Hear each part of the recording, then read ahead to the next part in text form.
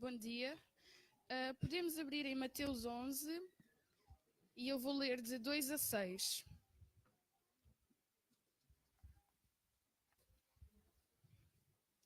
Quando João Batista, que estava na prisão, ouviu falar das obras de Cristo, enviou-lhes alguns dos seus discípulos com esta pergunta: És tu aquele que há de vir ou devemos esperar outro? Jesus deu-lhes esta resposta: Vão contar a João aquilo que veem e ouvem.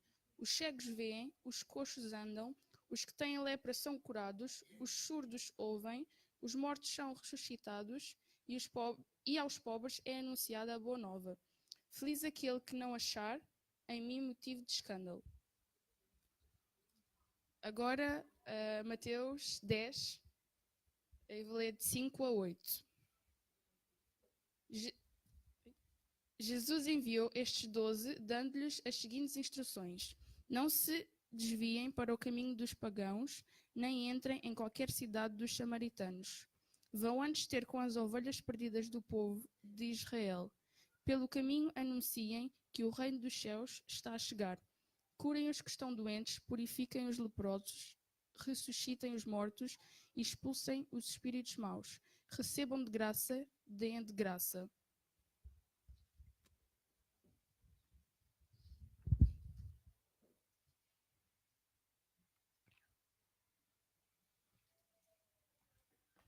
Bom dia.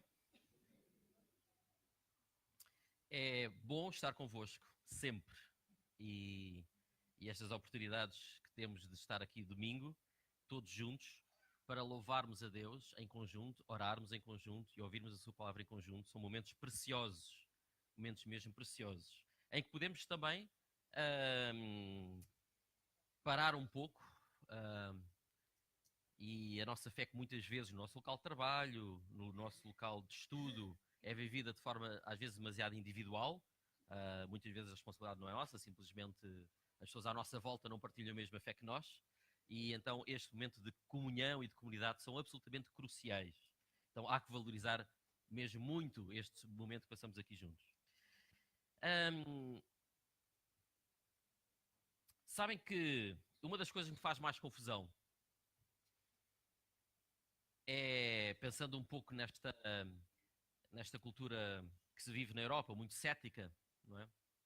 Muito cética em relação à realidade espiritual, à dimensão espiritual das nossas vidas e da vida do mundo. Uma das coisas que faz mais confusão é a dúvida ao ceticismo que as pessoas têm relativamente ao inferno. E faz muita confusão porque, enfim, por um lado, tendo a conta a cultura europeia, eu até compreendo que as pessoas possam duvidar se o inferno existe, no sentido de uma dimensão para lá da nossa vida e morte, uma dimensão para lá da nossa mera existência material. Eu até compreendo, porque realmente a Europa tem uma cultura muito materialista, só acredita naquilo que vê os seus poucos sentidos de acesso à realidade que nós temos, sentidos físicos. Mas, caramba, duvidar que o inferno exista na Terra, isso não sei como é que é possível. Não sei como é que é possível. Olharmos para aquilo que temos à nossa volta, se percebe logo mesmo que o inferno existe. As evidências do inferno são tremendas. Pensando Imagine aquela criança que ainda nem sabe muito bem porque é que saiu da Síria, é levada pelos seus pais, percebe que há bombas aqui por todo lado, ainda está a aprender o conceito de guerra e de repente sabe-se lá o que os pais fizeram para conseguir chegar até à costa. Embarca num bote cheio de pessoas, é lançado ao mar e vê a sua mãe ou o seu pai cair ao mar e morrer. E ela continua, não sabendo se lhe vai acontecer a mesma coisa ou não. É inferno na Terra. Ou tem o caso da República Democrática do Congo, já há anos vem a sofrer, digamos assim, bons exemplos do que será o inferno. Não é? Coisas inacreditáveis. Fala muito de Hitler, mas se olharmos bem para o que se passa nas últimas décadas na República Democrática do Congo, às vezes até nos custa acreditar que aquele espaço na Terra existe. com os senhores da guerra fazerem de tudo o que querem, comportamentos que nem os animais têm. Nem os animais têm.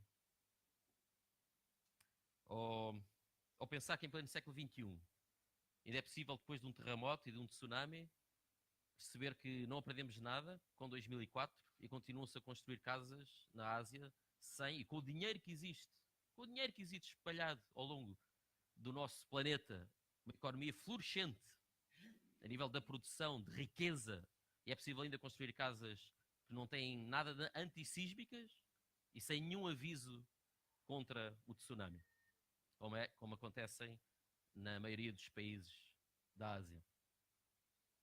O inferno existe. E não há dúvidas disso. E as evidências existem bastantes para aqueles que estão dispostos a vê-las. Mas não é do inferno que eu vos quero falar hoje. Então desculpem para aqueles que vão ficar desiludidos. Quero-vos falar exatamente do oposto do inferno. Quero falar do reino de Deus. E por isso é que lemos os textos. E podemos abrir novamente em Mateus 11. E curiosamente, quando Cristo inicia o seu ministério e ele surge anunciando algo que os judeus já estavam à espera, estavam ansiosos, que era a vinda do reino de Deus, a chegada do reino de Deus. E curiosamente, Jesus Cristo também dá muita importância às evidências, dá muita importância aos sinais, como forma de demonstração de que, de facto, o reino de Deus já tinha chegado. E em Mateus 11, perante a dúvida de João Batista, Cristo, em vez de dar uma grande argumentação teológica, Cristo aponta para as evidências. Da mesma forma como há evidências infernais, Cristo vem instaurar um reino onde as evidências do reino dos céus eram claras para quem quisesse ver. E diz assim Jesus Cristo, como ouvimos. Depois de João Batista ter enviado os seus discípulos, João Batista estava preso. Mais um pouco e João Batista iria morrer. E talvez sabendo isso e querendo confirmar e tendo dúvidas, será que eu posso morrer descansado? João Batista envia os seus discípulos a perguntar a Jesus Cristo se era ele de quem estavam à espera. E a resposta de Jesus é aquela que vocês ouviram. Os cegos veem, os coxos andam, os que têm lepra são curados, os surdos ouvem, os mortos são ressuscitados e aos pobres é anunciada a boa nova. Feliz aquele que não se escandalizar comigo. E é engraçado que Jesus Cristo, ou curioso, que Jesus Cristo, quando iniciou o seu ministério ainda na sua aldeia, e ele é chamado a ler o texto de Isaías, qual é o texto que ele vai ler? É exatamente o mesmo. E podemos abrir lá em Lucas 4. Lucas capítulo 4. E quando ele é chamado a ler o texto que estava disponível para ser lido naquela sinagoga, o livro de Isaías, as sinagogas não tinham muitas vezes a Bíblia toda, e naquela sinagoga teria o livro de Isaías para ler, o manuscrito ou o rolo do livro de Isaías, e Cristo que lê exatamente este texto de Isaías que está no capítulo 61, versículos 1 e 2, mas que vamos ler como Cristo leu em Lucas capítulo 4. No versículo 18 diz: o Espírito do Senhor tomou posse de mim, por isso me escolheu para levar a boa nova aos pobres. Enviou-me para anunciar a libertação aos prisioneiros, para dar vista aos cegos, para pôr em liberdade os oprimidos e para anunciar o tempo em que o Senhor quer salvar o seu povo. Jesus Cristo senta-se depois de ler o texto e diz: hoje cumpriu-se essa parte da Escritura. Hoje cumpriu-se esta parte da Escritura. Eu imagino que aquilo que deve ter feito confusão aos judeus da altura fará ainda confusão a nós hoje. Do que é que se trata?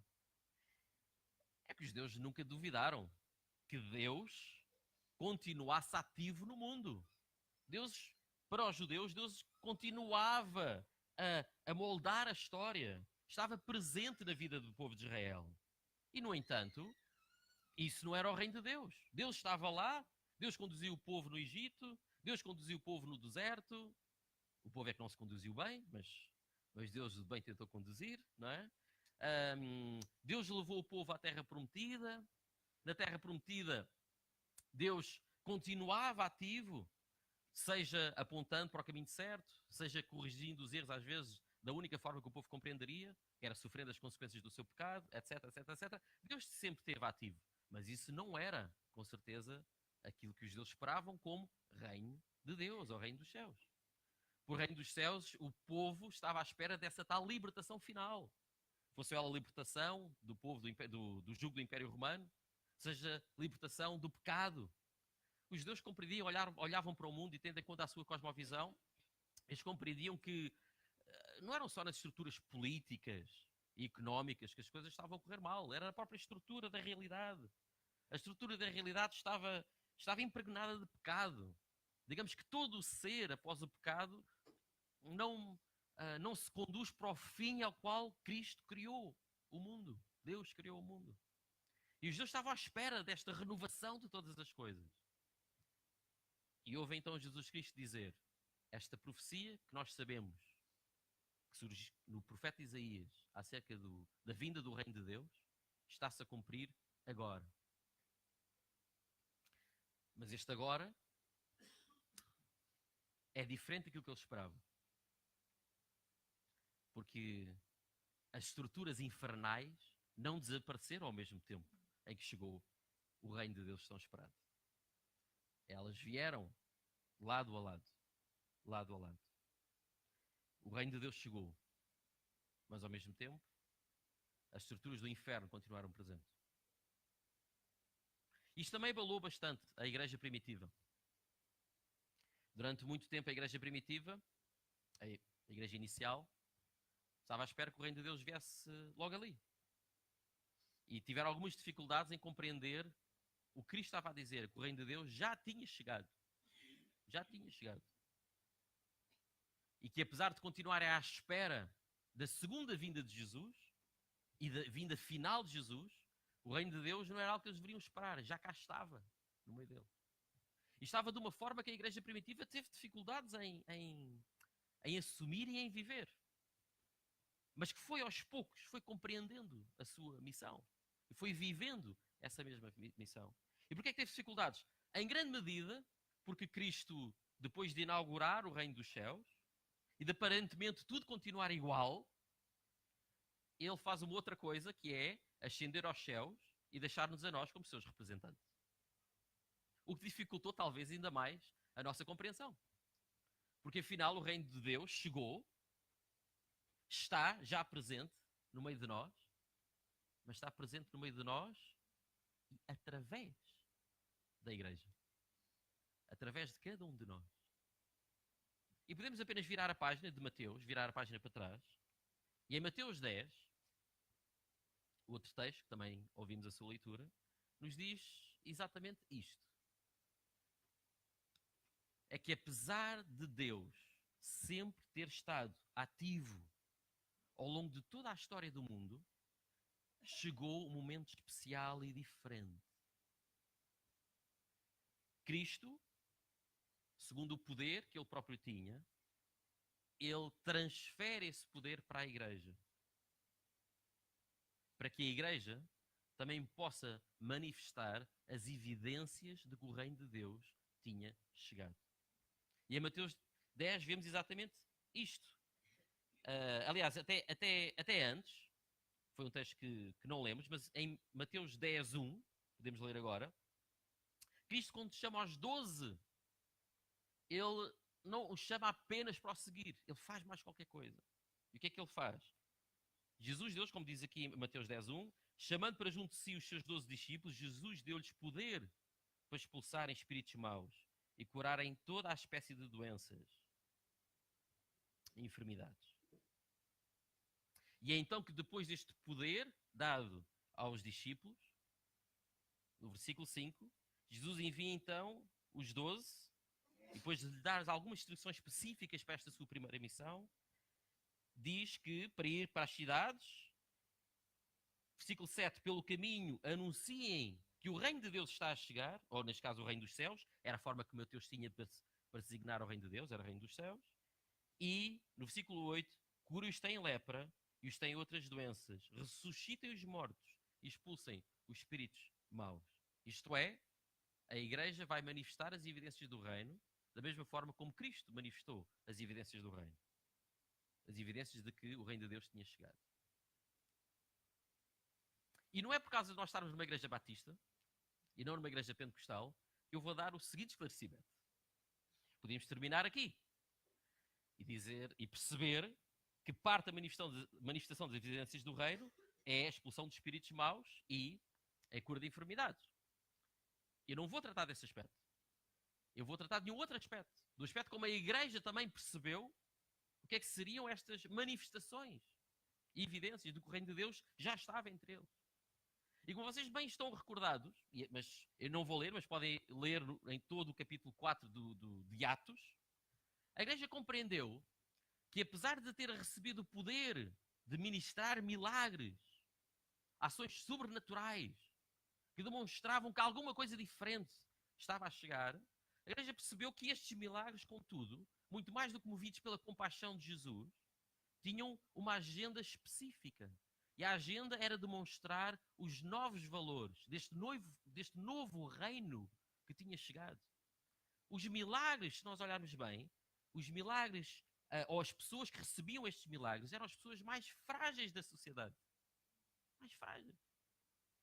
Numa cultura onde o coxo, ou onde o leproso, principalmente então o leproso, mas até o coxo, até o simples coxo, muitas vezes ou não tinha de facto condições para trabalhar. E como não tinha condições para trabalhar, muitas vezes à jorna, não é, ao dia, também não tinha condições para se manter limpo fisicamente. Então nem acesso ao templo ele tinha.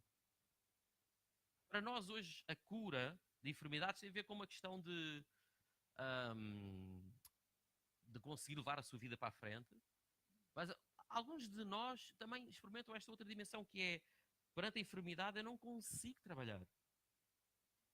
E isto torna toda a nossa vida um inferno. No caso de há 2000 anos atrás, estes judeus não só estavam desligados da vida social, como estavam desligados da vida espiritual. Não podendo trabalhar, não tinham acesso de todo àquilo que Deus oferecia enquanto estrutura espiritual para aquela sociedade. Não estavam limpos o suficiente para entrar no templo. Porque eles andavam a pedir esmola junto aos caminhos, cheios de pó. E mesmo com as piscinas lá à volta de Jerusalém, eles tentavam, bem que tentavam manter-se limpos, mas não tinham as condições necessárias para isso. As pessoas com mais posses financeiras tinham até piscinas na sua própria casa. Quando digo piscinas, são tanques. Tinham tanques dentro da sua própria casa para se fazerem os rituais de purificação, de modo a poderem entrar no templo. Estas pessoas não podiam fazer isso. Ou imaginam quem tivesse lepra, que até tinha de viver numa cidade à parte. Não podia sequer viver com as pessoas. E nós já sabemos, mais ou menos. Para quem não sabe, portanto, quem tinha lepra tinham que gritar, anunciando que estavam-se a aproximar. Se visse alguém são, eles tinham de gritar dizendo, leproso. Portanto, estava a chegar ali a alguém que tinha lepra, de modo as pessoas se afastarem. Como eu costumo dizer, era uma espécie de zombies, não é? Mortos-vivos. A ideia dos zombies e do Walking Dead, da série Walking Dead, hoje já existia naquele tempo. E a guerra é bem séria. Bem séria. Os leprosos eram mortos-vivos. Continuavam vivos, mas não tinham qualquer possibilidade de viver uma vida normal. Viviam uma vida de isolamento, onde todas as pessoas se afastavam. Ainda por cima eram considerados culpados de alguma coisa. Porque se tinha acontecido aquilo é porque se calhar estavam a receber um castigo de Deus. Esta era a tradição judaica. Terrível. Não baseada nas Escrituras. Ou não baseada na totalidade do que as Escrituras diziam. No conjunto que as Escrituras diziam. Os milagres de Jesus, como evidências de que o reino de Deus tinha chegado, surge precisamente focado para as pessoas mais frágeis. Não é por acaso, de todo, que Cristo vai citar Isaías 61, 1 e 2, especificando que o Evangelho é pregado a quem? Aos pobres. Não vou entrar muito por esta temática, mas o texto em hebraico não diz exatamente isso. Não diz exatamente isso. Mas que isto enfatiza essa questão. O Evangelho é pregado aos pobres.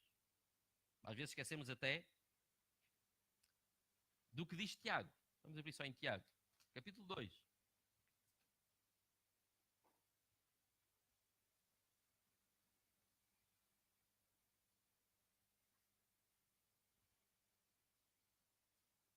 Desculpem, capítulo 1. O 2 já lá vamos. E Tiago 1 diz hoje uma coisa que ainda hoje para alguns círculos evangélicos é assim meio desconfortável. E Tiago 1:27 diz que a verdadeira e autêntica religião, portanto Tiago 1, versículo 27, diz: a verdadeira e autêntica religião diante de Deus, nosso Pai, é esta: cuidar dos órfãos e das viúvas nas suas dificuldades e afastar-se da corrupção do mundo. É muito forte isto. Enfatizar que a verdadeira religião é olharmos para aqueles que estão mais frágeis. Olharmos para aqueles que de alguma forma foram espezinhados pela estrutura social que foi emergindo. O texto não diz que estas viúvas ou órfãos adquiriram uma santidade tal que por isso é que eles merecem a nossa atenção. O texto não diz que eles estão mais próximos de Deus por causa das dificuldades que eles passam. Não é nada disso. Tem a ver com os valores deste novo reino que chega.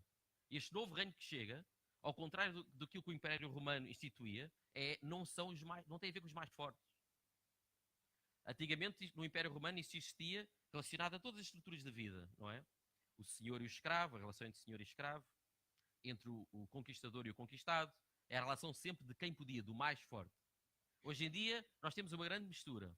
Porque se por um lado nós temos o discurso público dos direitos humanos, por outro lado, nas empresas, muitas vezes parece, e não estou a colocar todas as empresas no mesmo saco, mas parece muitas vezes nas empresas o que funciona é a lei darwinista do mais forte. É que nem é do mais apto, como Charles Darwin disse. É mesmo do mais forte.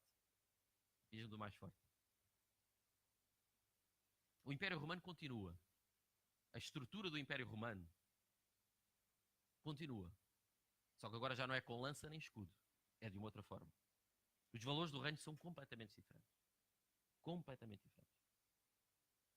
Este reino que chega com toda esta evidência espetacular. Quem não gostaria de ter estado há 2000 anos atrás, vendo mortos a ressuscitar, vendo cegos a ver, vendo surdos a ouvir,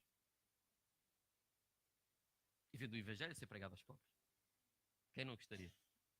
Agora, o que eu acho curioso, que eu acho mesmo muito curioso da parte da igreja primitiva, é que apesar da igreja primitiva ter acesso a este tipo de evidências sobrenaturais, de que alguma coisa diferente estava a acontecer, apesar da igreja primitiva, e nas suas dificuldades em compreender que afinal o reino de Deus chegou, ainda estando as estruturas infernais do mundo presentes, apesar dessa dificuldade, a igreja primitiva recebe este poder da parte de Jesus Cristo, e ela própria concretiza estes milagres.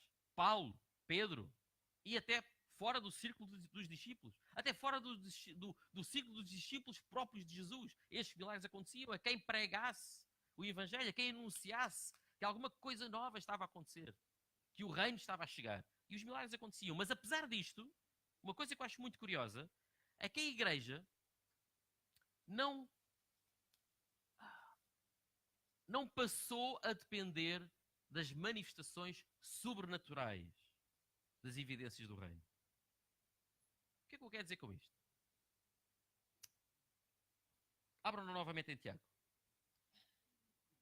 E agora sim, Tiago 2. Carta de Tiago. Capítulo 2.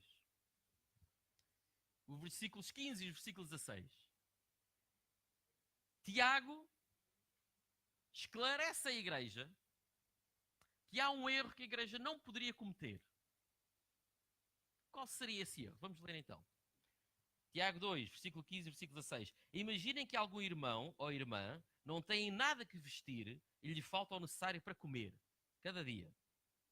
Vocês podem dizer-lhe: vão em paz, onde encontrar com que se aquecer e matar a fome.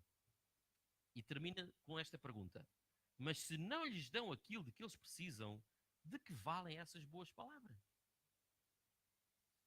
Basicamente, o que a igreja primitiva percebeu, ou foi percebendo, e vemos depois também isso no livro de Atos de forma muito forte, é que esta igreja não estava dependente de uma ação sobrenatural. E quando não havia o milagre, arregaçavam as mangas. Quando o milagre não aparecia, então sujavam as mãos. Sujar no sentido de fazer alguma coisa por. Reparem, depois de terem ouvido e alguns terem participado do milagre da multiplicação dos pães e dos peixes, não é? O primeiro milagre com 5 pães e 2 peixes para 5.000 pessoas, não é? E o segundo milagre com 7 pães e alguns peixes para cerca ou para mais de 7.000 pessoas, não é? Depois destes milagres, a igreja podia muito bem ter-se encostado confortavelmente e dizer assim: estás com fome? Eu vou orar por ti. Não é? Estamos a ver milagres a acontecer todos os dias à nossa volta. Não é? E porque, reparem, estavam mesmo a acontecer milagres todos os dias. E portanto, se eu tenho aqui este pedacito de pão, que é para mim, se Deus não multiplicar e não fizer um outro pão, é porque Deus não quer que tu comas. Portanto, isso já não tem nada a ver comigo, isso é com Deus. Nós estamos a rir. Mas se pensarmos bem, a igreja podia muito bem ter feito este raciocínio. Podia ter feito este raciocínio. Estavam a ver milagres constantemente. Mas a igreja não vai fazer isso. Porque a igreja percebeu o que é que os milagres... para que é que existiam os milagres? E os milagres não... O objetivo dos milagres não era em si a cura do surdo. Ou em si a expulsão do demónio. Não era isso. Era o que eles representavam enquanto evidências de que o reino de Deus tinha chegado. Alguma coisa nova na estrutura. Às vezes nós esquecemos que, por exemplo, o pecado afetou os nossos corpos, não é? Portanto, há alguma coisa na estrutura do meu corpo, das minhas células, que não funcionam como elas deveriam funcionar. Então as nossas células funcionam de forma muitas vezes errada. Todos nós iremos sofrer o colapso das células. Isto é, iremos morrer. E é isso que é a morte. As nossas células vão começar a definhar. Mas o pecado não afetou só a estrutura física das coisas. Afetou a estrutura moral das coisas. Afetou a estrutura dos valores. Afetou a estrutura daquilo que fazemos ou deixamos de fazer. E a igreja primitiva, de alguma forma, começou a compreender do que é que se tratava então a manifestação sobrenatural. Não era só, eu não estou a dizer que não era, mas não era só a recuperação física. Era a recuperação espiritual. E, portanto, quando o milagre não aparecia, a igreja fazia aparecê-lo de outra forma. Com os recursos que tinham à mão. Então começam a vender as propriedades, a depositá-lo aos pés dos apóstolos, como diz lá em Atos 4. E não ficaram à espera de orar pelo pão e pelo peixe, de modo a eles serem multiplicados. Ficaram à espera disso. O imperador Juliano, que foi sobrinho de Constantino, o primeiro que legalizou a fé cristã, não tornou a religião cristã como a religião oficial do Império Romano, isso é falso. Ele legalizou, até aí a fé cristã estava proibida, era uma religião proibida, e Constantino o que fez foi, esse imperador romano, foi legalizá-la. Passou a ser possível, tal como todas as outras religiões pagãs eram possíveis. Então, o sobrinho de Constantino, Juliano, quando chegou ao poder, ele era totalmente anticristão, mas totalmente anticristão. E ele esteve apenas no poder 3 anos. E nesses 3 anos o que ele tentou fazer foi recuperar o paganismo como religião estatal. E tentar anular ao máximo a influência cada vez maior que a fé cristã tinha no Império Romano. Por isso é que os cristãos chamam o imperador Juliano o apóstata, não é? O malandro. Não é? O Constantino já tinha alguma afeição pelo cristianismo. No final da sua vida lá decidiu ser batizado. O seguinte, Constâncio também. Mas Juliano não, quis regressar ao paganismo. E é curioso que Juliano, no seu esforço de tentar reconverter o Império Romano ao paganismo, lança a seguinte frustração, muito sincera. E ele diz o seguinte: é um escândalo que os cristãos alimentem não só os seus próprios pobres, como também os nossos. A frase que está lá específica não é cristãos, é galileus ímpios. Era a forma como ainda no Império Romano se tratavam os cristãos. Eram os galileus ímpios. Portanto, Jesus Cristo tinha vindo da Galileia, portanto, os seus seguidores eram também os galileus. A frase mesmo exata diz: é um escândalo que os galileus ímpios alimentem não só os seus próprios pobres, como também os nossos. A igreja primitiva percebeu que o reino tinha chegado. E tinha chegado com manifestação de valores diferentes.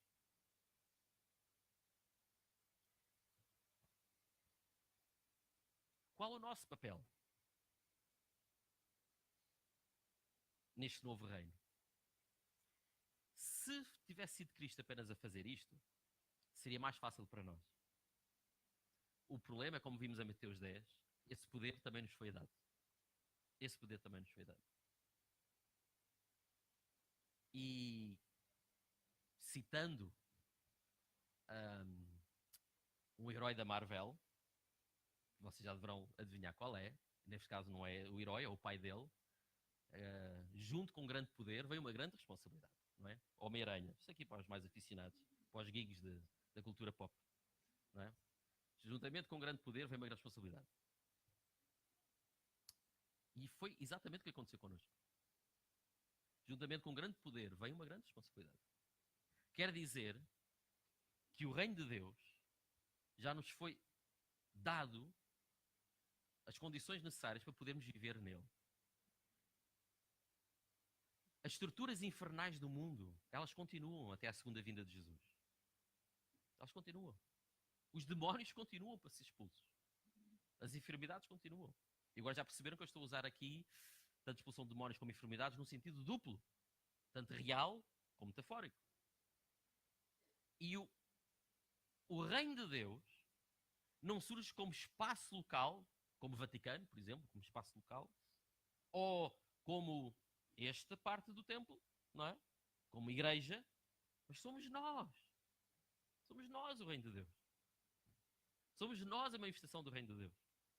E eu sei que isto, se não vos faz tremer a vocês, faz-me tremer a mim. Porque eu, sinceramente, nunca me sinto à altura da tarefa. Nunca. E então, gostaria de alertar-vos para duas questões. A primeira, eu acredito, e desculpem a minha arrogância, acredito que vocês também não se sintam moldados para a tarefa que têm. Não sou só eu. Se eu estiver enganado, digam-me. Mas, ao ler estes textos, em fé, nós temos de recuperar a ideia de que também a mim, também a vocês, me foi dado este poder. Eu sei que a tarefa parece enorme. A opressão do mal que nós vemos à nossa volta é tão grande que parece que nós somos subjugados a cada dia a ele. Sentimos-nos indefesos, incapazes de lidar com isto. Seja as realidades infernais dentro da nossa família, seja as realidades infernais dentro do nosso corpo, seja as realidades infernais dentro das estruturas laborais onde nós estamos, ou de alguma situação pela qual nós passemos. Eu sei que às vezes é uma sensação mesmo de total impotência. Mas nós movemos por fé. E em fé nós temos de receber isto que Cristo já nos deu, que é manifestarmos o reino de Deus. Nós manifestamos o reino de Deus. Foi para isso que a igreja foi chamada. Manifestar o reino de Deus. E esse poder para o fazer já nos foi feito. Já nos foi dado. Já nos foi dado.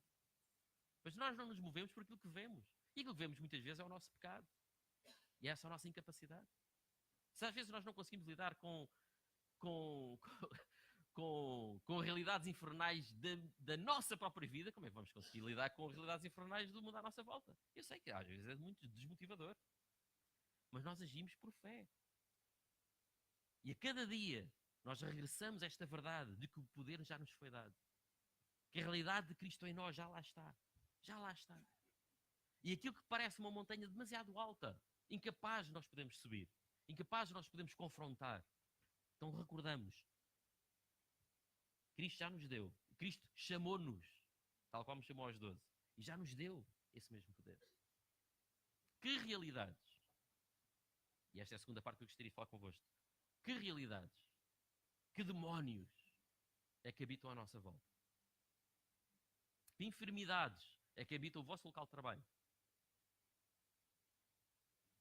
O reino de Deus só se manifesta, e estamos a terminar, o reino de Deus só se manifesta, e talvez seja isto paradoxal, porque há uma realidade infernal na qual ele se possa manifestar. Tudo aquilo que vemos de evidências do inferno em nós, à nossa volta, são oportunidades para o reino de Deus se manifestar. Expressa aquela velha história de ver a dificuldade como uma oportunidade. Mas não deixa de ter uma certa razão aqui. A encarnação do reino de Deus, isto é, a manifestação do que o reino chegou, dá-se precisamente nos lugares mais escuros, tanto da nossa vida como do mundo à nossa volta. Mas para que isso aconteça, é preciso agir em fé. De modo a perceber que o reino de Deus chegou a partir da igreja e a partir de onde o Espírito soprar.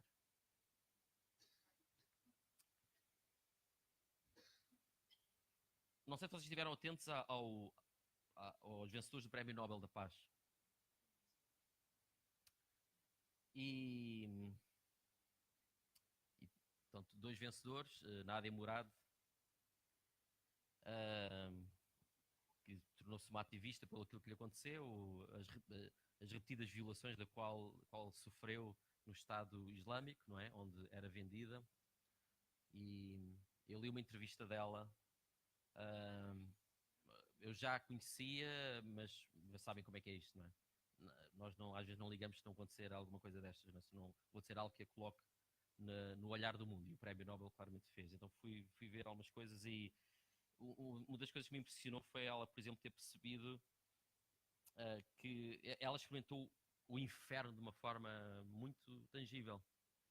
E experimentou o inferno não só porque vocês devem estar a imaginar, não é? Ela era vendida por qualquer homem que quisesse possuir sexualmente, e como o Estado Islâmico tem uma interpretação peculiar acerca do Alcorão, eles interpretam o que Maomé disse como: quando nós não casamos com alguém e compramos alguém, então eu também posso usar a pessoa sexualmente. Mas o problema é que como aquilo não deixa de ser um produto, uma mercadoria, até eu quando me fartar também posso vender. Então estas mulheres eram vendidas, compradas, vendidas sistematicamente por entre várias pessoas. Portanto, elas passaram o inferno na Terra. E uma das coisas que mais me impressionou ao ler o testemunho dela foi ela ter percebido que as cidades que o Estado Islâmico ocuparam continuaram com os mesmos muçulmanos sunitas lá. Muitos deles não foram embora. Os únicos que fugiram foram os cristãos, que eram diretamente perseguidos por eles, e os muçulmanos, agora estou-me a esquecer do nome da outra facção, alguém me ajuda aqui, sunitas e xiitas, obrigado. E foram os muçulmanos xiitas que eram diretamente perseguidos pelo Estado Islâmico. Mas os sunitas continuaram. Mas os sunitas, reparem, eram pessoas normais. E uma das coisas que me impressionou no relato dela era ela dizer que estas mulheres bem gritavam no mercado quando elas eram vendidas. E ninguém fazia nada. E claro que nós podemos dizer, bem, não faziam porque era o medo de serem mortos e, como é óbvio, esse medo estava lá. Mas o que ela diz é que havia algo mais. O que ela diz é que estas pessoas habituaram-se. Como elas não eram as focadas, aquilo não tinha a ver com elas, então o que ela percebeu foi uma indiferença da parte das pessoas perante uma realidade infernal que acontecia à frente delas, que deixa-vos dizer que nem sequer no islamismo normal é tido como uma coisa normal ou boa, não é? Mas as pessoas ficaram totalmente indiferentes e viviam as suas vidas, não é? No mercado, comprando e coisas, enquanto elas eram vendidas lá na praça. O pecado dentro de nós é real. Cristo teve de morrer por nós, mesmo por alguma coisa. E às vezes nós precisamos é preciso apenas surgir certas oportunidades para perceber o inferno que está dentro de nós. Não é? E esse inferno vem ao de cima. Cristo não morreu por nós por causa de termos roubado chocolates no supermercado quando éramos crianças. Okay? Por coisas bem mais infernais do que essas. É? E o outro Prémio Nobel da Paz, Denis Mukwege,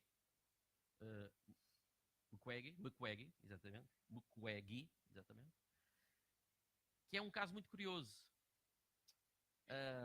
de alguém que foi criado com um pai pentecostal, pastor pentecostal, e num dia em que ele acompanhava o pai, enquanto o pai ia orando pelas pessoas para serem curadas, nas visitas domiciliárias que ele fazia, ele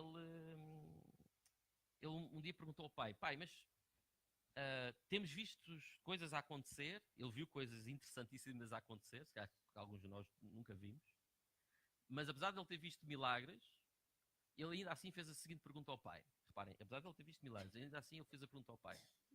Pai, mas porquê é que para além de orarmos também não lhes damos medicamentos? E o pai respondeu, porque eu não sou médico. Disse, se alguém for médico, pode fazê-lo, eu não sou médico. Então a partir daí ele quis ser médico. Pai, ele não quis ser médico para contrariar o pai. Foi para acrescentar um ângulo. E deixa-me dizer, eu estive a pesquisar, eu acho que é a primeira vez que um ginecologista ganha um prémio Nobel da Paz. É das coisas mais estranhas. Não é, quer dizer, não sei se está aqui algum ginecologista, mas um ginecologista ganha o prémio Nobel da Paz é assim. Há aqui até um conjunto de até estranho. É cristão, ginecologista e ganha o prémio Nobel da Paz. Não sei, há aqui é uma junção que não se vê pelo menos todos os dias. Mas o que move esta pessoa, que já foi ameaçada, os seus filhos já tentaram matar as duas filhas dele, etc., porque ele denuncia.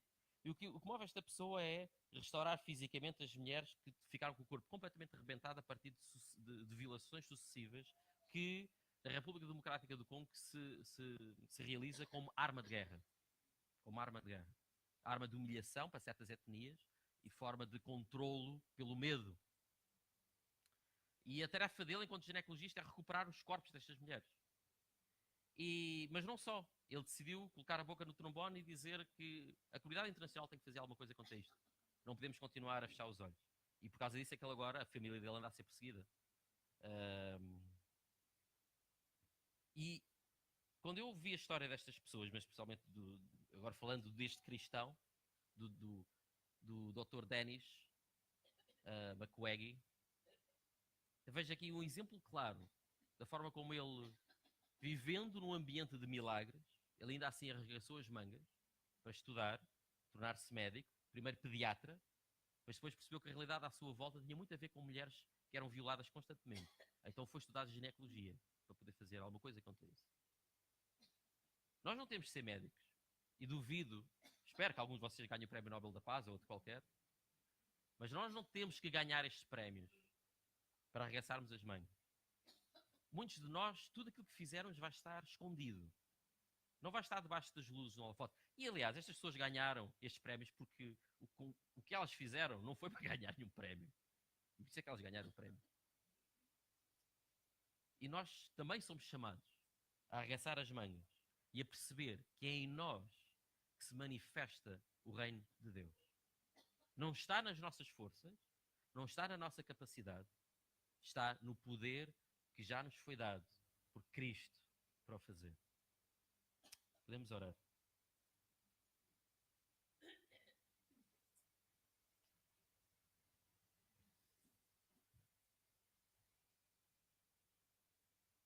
Paizinho, reconheço que não tenho em mim mesmo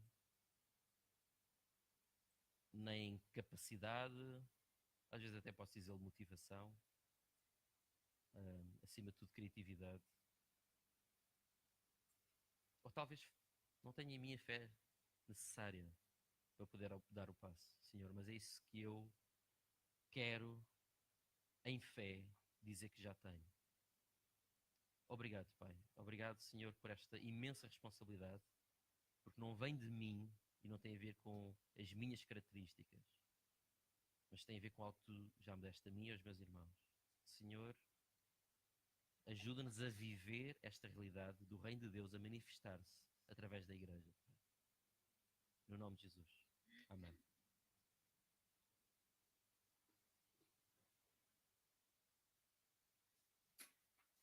Mais um minuto.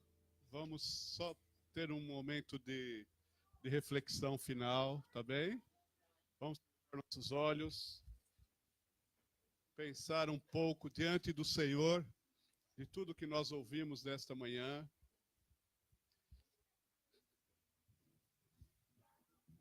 Lembrando-nos da oração que Jesus nos ensinou, da parte em que ele diz: venha o teu reino, seja feita a tua vontade, assim na terra como no céu. Ou seja, podemos pensar em situações de inferno à nossa volta, pessoas que vivem vidas desgraçadas, e nós podemos manifestar a evidência do reino para essas vidas. Pessoas que estão aí para o inferno, e podemos mostrá-las que em Cristo elas têm salvação. Então, essa é a nossa oração final, nossa reflexão final é isso. Como podemos, de facto, manifestar as evidências do reino de Deus, já que Ele, como nós ouvimos, nos deu poder para isso. Já que o Rei desse reino veio viver em nós.